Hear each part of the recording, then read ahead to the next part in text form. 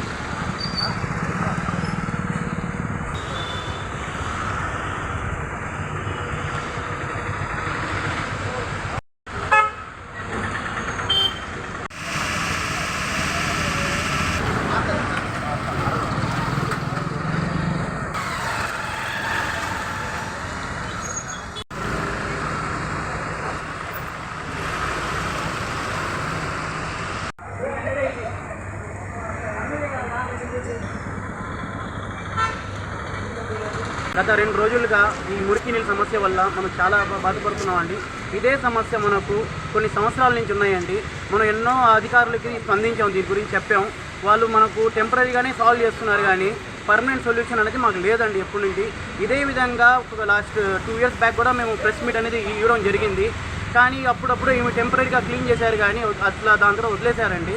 ఇదే మీరు చూస్తున్నారు, ఒకసారి వాపెట్టి చూడండి. మొత్తం ఈ మురికి నీళ్ళ వల్ల మనకు లేని జబ్బులు వస్తున్నాయి.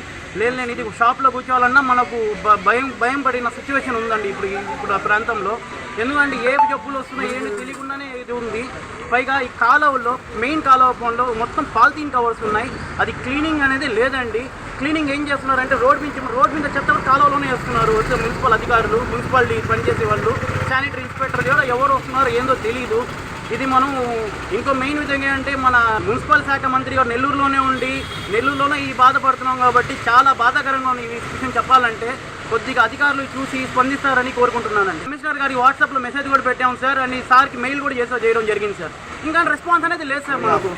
అది వాట్సాప్లో మెసేజ్ చూసిందో తెలియదు, ఇంకా మెయిల్కి రెస్పాన్స్ అనేది మాకు రిప్లై మెయిల్ కూడా రాలేదు సార్. 30 సంవత్సరాల నుంచి ఇక్కడే స్థానికంగా మేము షాప్లో పెట్టుకొని నడిపిస్తుంటా ఉన్నాము. కానీ మాకు ఏంటంటే సిమెంట్ రోడ్ వేసినప్పటికీ మాకు కాలువలు చిన్నవి చేశారు. అందువల్ల ఏంటంటే మాకు కాలువలు కొద్దిగా వాటర్ వచ్చినా కానీ రోడ్డు మీద పెట్టేసి మా అంగళం ముందు వచ్చేస్తున్నాయి. దానివల్ల దోమల బెడద ఎక్కువైపోతుంది. ఎలుకలు, చెదారం అంతా అంగళం ముందుకు వచ్చేస్తుంది. అక్కడ కూర్చోవాలంటే దుర్గంధంగా ఉంది. ఈ విధంగా ఇటువంటి ప్రాబ్లం మాకు గత కొన్ని సంవత్సరాలు జరుగుతూ ఉంది. కానీ ఏంటంటే స్థానికులు వస్తున్నారు, పనిచేసే వాళ్ళు వస్తున్నారు, మున్సిపాలిటీ వాళ్ళు క్లీన్ చేస్తారు, చెత్త క్లీన్ చేస్తామని చెప్తున్నారు, వెళ్ళిపోతున్నారు. వాళ్ళు ఒక 2 గంటలు అటు ఉంటారు, వెళ్ళిపోతున్నారు. తర్వాత ఇంక పట్టించుకునే నాకే ఎవరు ఉండడం లేదు. మేము ఎన్నిసార్లు కంప్లైంట్ చేస్తే పేపర్ ఇచ్చినా కానీ ఎవరు పట్టించుకోవట్లేదు. నేను తెలిసి మాకు ఈ సమస్యని పర్మనెంట్గా సొల్యూషన్ చేయాలని కోరుకుంటున్నాము. ఇప్పుడు ఈ మురికి వాటర్ అనేది గత 4 రోజుల నుంచి వస్తూ ఉంది. పైనుంచి వాటర్ వదులుతున్నారు, కిందకు ఇక్కడ వచ్చే లోపల ఫుల్ అయిపోయేసి రోడ్ల నుంచి కాలువలోంచి వచ్చేస్తున్నాం బయటికి. మాకు చాలా ఇబ్బందికరంగా ఉంది. పక్కనే కాలేజీలు ఉన్నాయి, హాస్పిటల్స్ ఉన్నాయి, చాలా వ్యాపారాలు ఉన్నాయి, మెకానిక్ షాపులు ఉన్నాయి. ఎవరికి పని చేసుకోవడానికి కూడా వీలు పడడం లేదు. దయచేసి మాకు ఈ సమస్యను పరీక్షించవలసింది కోరుకుంటున్నాం. మహాపేటలోని భవానీ రెసిడెన్సీ పక్కన ఉన్న కాలువ నీరు బయటకు వచ్చేసి రోడ్లు అంతా నిండిపోయి మురికి కాలువలో బయటకు డస్ట్ అంతా ఇరుచుకొని డస్ట్ వల్ల బ్యాడ్ స్మెల్, దోమలు ఎక్కువైపోయి ఇక్కడ వ్యాపారాలు చేసుకోవాలన్నా కూడా నిలబడాలన్నా కూడా కుదరట్లేదు. దీన్ని కరెక్ట్గా పరిష్కారం చూపించాలని మేము కోరుకుంటా ఉన్నాము.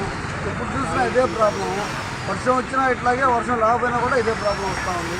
దీన్ని కరెక్ట్ సొల్యూషన్ చూపాలని ఇట్లాగే వస్తూ ఉంది నీళ్ళు. దీనికి చెప్పాము మేము. వాళ్ళు వచ్చి కాసేపు అట్లా కలబెట్టి వెళ్ళిపోయారు. క్లియర్ కాలేదు. క్లియర్ అయిపోయింది కానీ వెళ్ళిపోతున్నారు వాళ్ళు. మొత్తం ఎన్ని గంటల కాడ నీళ్ళు వచ్చేస్తుంది?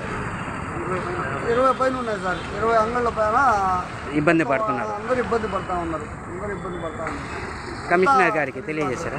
కమిషనర్ గారికి వాట్సాప్లో మెసేజ్ పెట్టాము, కానీ దానికి కరెక్ట్ ఆన్సర్ రాలేదు. రిప్లై రాలేదు.